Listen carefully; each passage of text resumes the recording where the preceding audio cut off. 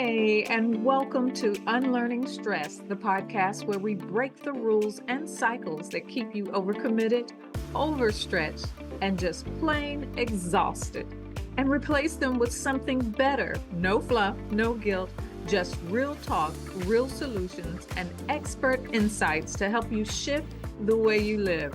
Whether you're here for the first time or you've been with me for a while, you're in the right place. I'm Mischelle O'Neill, your resident emotional wellness coach, and I'm here to help you unlearn the patterns that are wearing you down so you can live with more ease, clarity, and control. Let's get to it. You ever get that gut feeling, the one that rises up before you've even had time to explain it? You feel it in your chest, in your stomach, in your body first. You just, you just know. Not because you read a pros and cons list, not because you ask 5 friends or scroll through thousands of posts. You knew. But somewhere along the way, you stopped listening to that voice, not because it stopped speaking, but because life got louder. You started holding things together for everybody else, and you started managing expectations and emotions and obligations.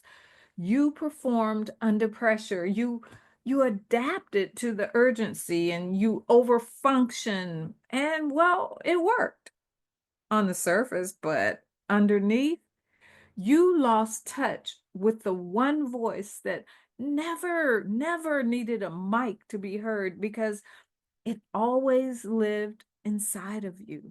And that voice was your own. That's what we're talking about today. We're not romanticizing intuition. We're not talking about vibes. We're talking about emotional clarity. We're talking about how stress, overfunctioning, and emotional conditioning can rewire your nervous system to override what you already know on a deep cellular level. And more importantly, we're going to talk about how to clear that static because you don't stop knowing. You just stop choosing yourself in rooms where you were taught to disappear. And this episode, this one right here, this is the space we're reclaiming. Let's get into it. So, let's start by talking about something women, especially high achieving women, are often celebrated for. Well, that's being logical. And I like being logical. You're praised for your thinking, for being practical, measured, smart. You can connect the dots and spot the risks and get the job done. And let me be clear, there is nothing, absolutely nothing wrong with that. Logic, well, it has its place, and strategy matters. I'm a strategic girl myself. But what happens when the situation in front of you isn't clean or clear? What happens when you're navigating emotional complexity like caregiving decisions, team dynamics, parenting through unpredictability, or making a call that doesn't have a neat, tidy answer? That's where logic alone starts to fail you because logic has no soul and it was never meant to replace discernment. Discernment is that inner filter that takes your lived experience, your values, your body signals, and your wisdom and integrates it all into decision making that actually feels aligned. But if you spent years ignoring your gut in order to be rational, if you've trained yourself to explain everything so others feel comfortable, if you've silenced your instincts because you were afraid of being labeled too sensitive, too emotional, too much, then what you're left with is leadership that's technically smart but emotionally unsafe, even to yourself. Because without discernment, logic becomes reactive. You start chasing the right answer instead of the right alignment.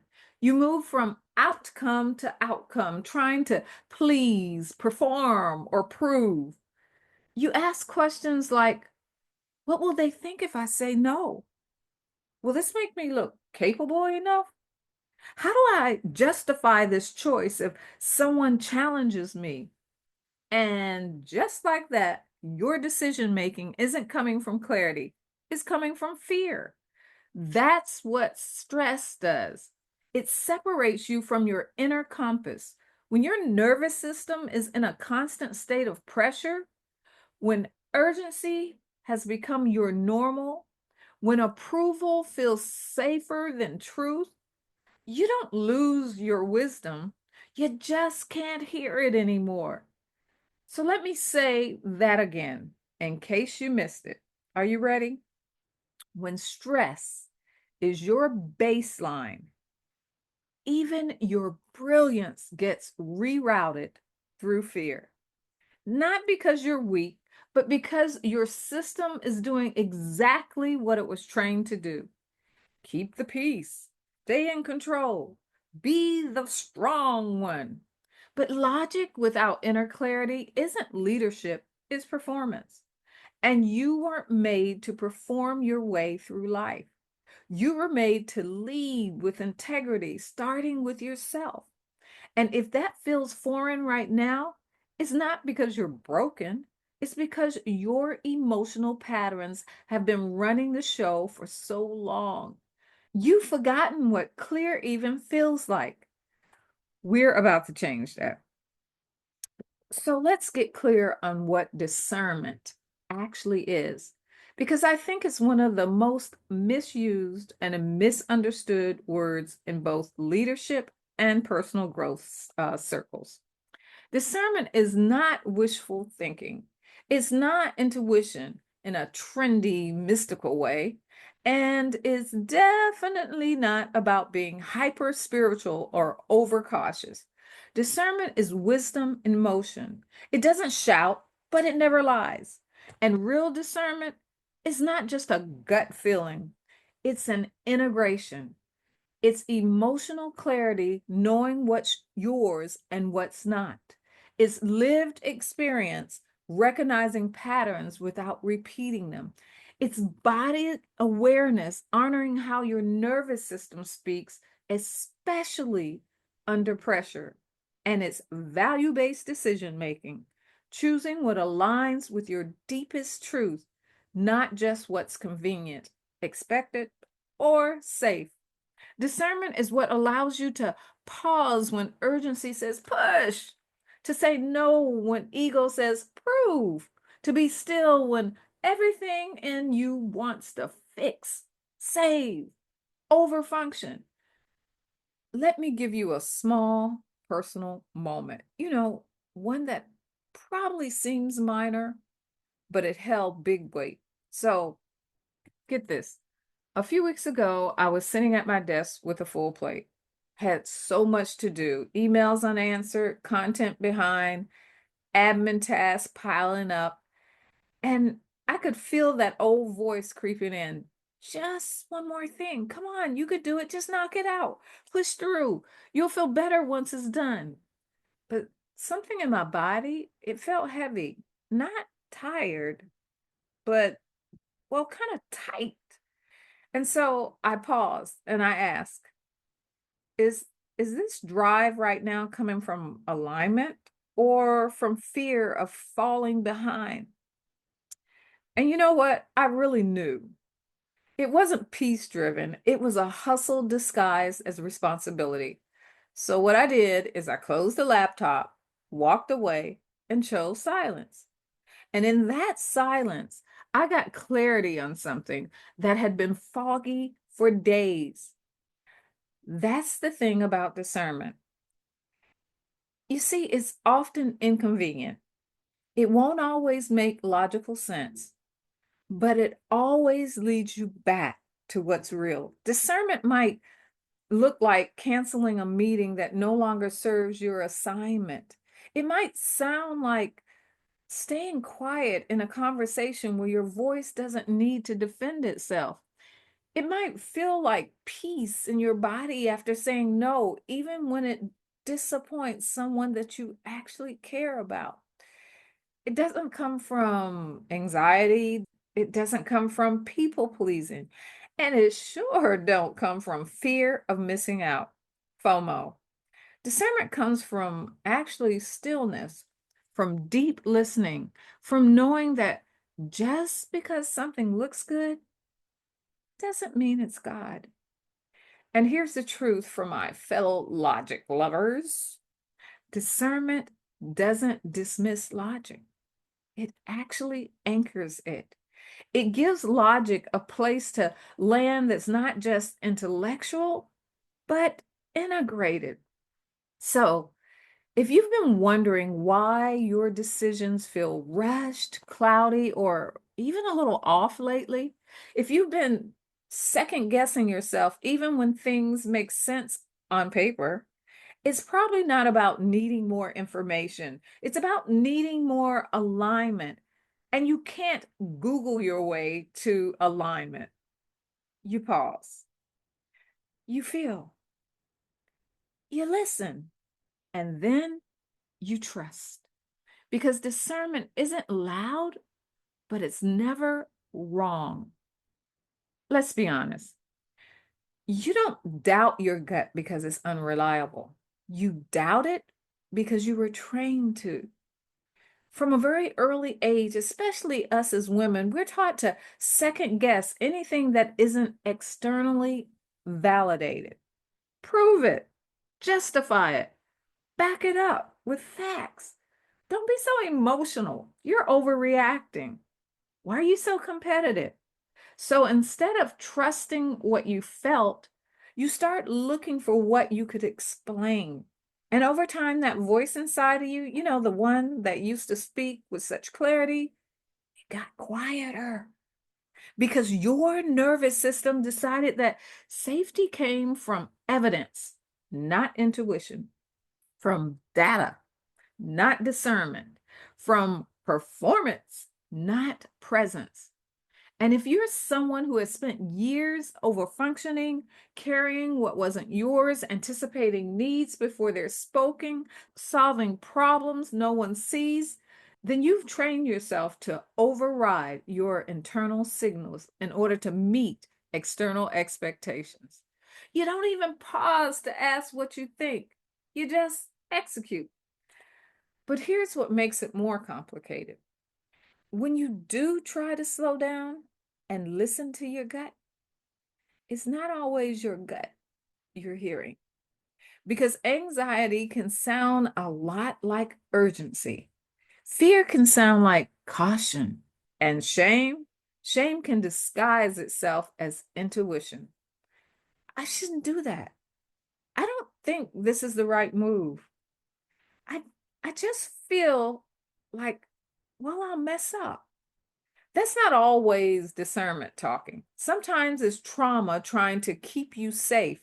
And if you don't know how to clear the emotional static, your inner knowing gets distorted. It's like trying to hear your GPS through a broken speaker. You catch pieces of directions, but the clarity's missing. Turn right. Turn what? And you end up either stuck in indecision or moving forward while second guessing every step. That's why I don't teach surface level intuition. I'm not here to help you tap into your vibes or wait for a sign. I teach women how to clear the patterns that are blocking their knowing so that they can lead from knowing, not from all the noise that they've been carrying for years. Because if you don't understand the emotional loops that have shaped your instinct, you'll keep mistaking fear for wisdom. And I'll say this plainly: you can't lead boldly when you're quietly afraid of being wrong. You can't set boundaries when your nervous system is wired for performance. And you can't build a whole life when the foundation is still shaped by approval. This is why I created my workshop. Stress isn't the problem, it's the symptom. Because when you treat stress as the problem, you only manage symptoms. But when you learn to trace it back to the emotional patterns underneath it, that's where everything begins to shift. And I don't mean eventually, I mean right now. Let's slow down right here because I don't want this episode to just live in your head. I want it to land in your body. And I know that for so many of you, the idea of trusting yourself feels both beautiful and terrifying. Not because you can't, but because you've been away from that voice for so long, you don't even know what it sounds like anymore. So let's begin with a quiet practice, okay? One that you can do right now without needing anything but a little space and a lot of honesty. So start with me here. Take a breath. Come on. All right. So I want you to ask yourself, what's the last moment I remember ignoring my gut? Did you get that? You know, that small pull, that quiet nudge, that knowing that came and you overrode it. What happened afterwards? What was the cost of ignoring it? Here's the next one. What's the last moment I followed it? So, what did that feel like in your body? Did you feel relief, peace, resistance? Did you feel aligned? Even if it didn't make sense. And now, ask yourself, what would trusting myself look like in this season? Not perfection, not performance, but trust. What would it look like to make decisions without over explaining them? To rest without earning it, to pause without guilt, to lead without abandoning your own voice? That question, that one right there, it isn't rhetorical. It's the invitation. Because here's the thing, this work isn't about forcing clarity. It's about reconnecting to it. It's about remembering that your body already speaks wisdom, that your nervous system is not your enemy, that discernment doesn't live in the loud, it lives in the aligned. And the more you learn to listen, the more you learn to trust, the more your leadership stops being about holding it all together and starts being about coming home to yourself. That's what we're going to begin doing together on April 17th. And if your gut's been whispering, yes, yes, while you're listening to me, that's your cue. So here's what I want you to sit with. You don't need to develop intuition. You don't need to activate anything. You need to recover what was already there. And recovery starts with identifying the emotional patterns that keep hijacking your clarity, the urgency, the guilt, the impulse to second guess what you already feel. That's exactly what we're walking through together on April 17th in my free workshop. Stress isn't the problem, it's the symptom. Because if you keep treating stress like the problem, you stay stuck in managing it, navigating symptoms instead of clearing the root. But when you finally face it back to those hidden emotional loops, that's where things begin to shift. That's where you begin to return to yourself. And if your gut is whispering, I need this, I need this, the wait list is open now, and you'll get early access before registration opens April 3rd. You haven't lost your voice. You haven't lost your clarity, and you haven't missed your moment. You've just been listening to everyone else louder than you've been listening to yourself. And it's time to reverse that. I'll see you inside. Until next time, take care. Bye-bye. If this episode hits home, don't just push it aside. Lean into it. Subscribe so you don't miss what's next. And connect with me on YouTube, LinkedIn, and Substack, where we go even deeper. Links will be in the comments. And if you're ready to start unlearning the patterns that keep you stuck, keep listening, because real change happens one choice at a time. I'll see you next time. Take care. Bye-bye.